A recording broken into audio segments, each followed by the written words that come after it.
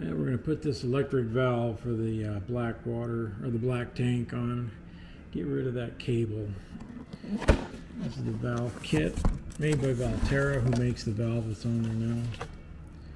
Got some instructions.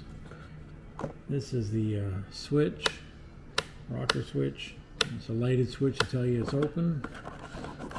And that's the valve itself. This should just bolt right up to where the existing one is, and then it automatically will open the handle. It also has a manual override too, so that'll be nice. Alright, this is just going to be a quick video. I hooked this up to some power so we could see how it operates. You get the switch here in this hand. I'll mount in my storage bay, and then this is the valve itself that's going to go on to the dump valve and replace the one with the cable that's there. So when you're ready to dump, all you got to do is hook up your sewer hose, hit the open valve right here on the switch. The valve opens. You see the light comes on the switch to let you know that it's open. When you're all done, hit it again and she closes. Pretty nice operation. It says it takes about 1.2 seconds to open. I didn't time it. Again, open, and then we'll close it. Now let me set this switch down. I'll show you there is a backup feature. Let me set the switch down.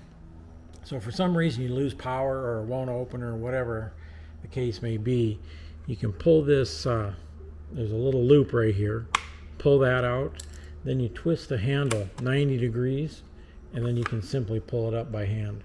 So you do have a manual override if you should need to do it, and then you can also just close it and you clip it back into there in the 90-degree thing and put this pin back in. Alright, here's looking up underneath at the old cable assembly and valve on what's on there now. So I'm going to mount this right here on these, should be the same bolt pattern and gaskets. It came with new gaskets. So I'll put this valve in place of it and then hook up the wires.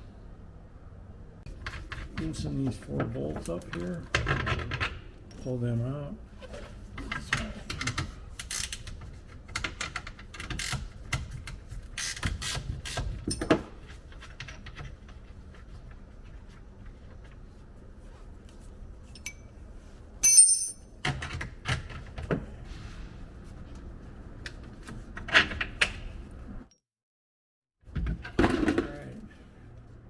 That's it.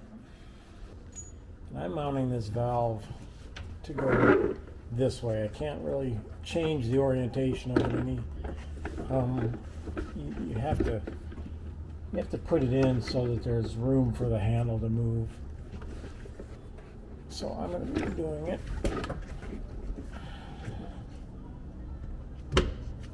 this way, this way.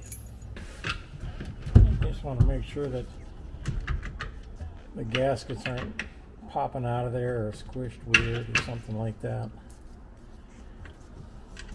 Alright, I got the handle all installed, and that's the position that it'd normally be in with this handle going fore aft.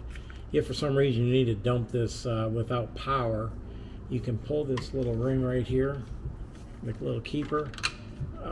Just pull that out of the way. Then you can turn this handle 90 degrees and then manually dump the valve. When you get all done, just close it again.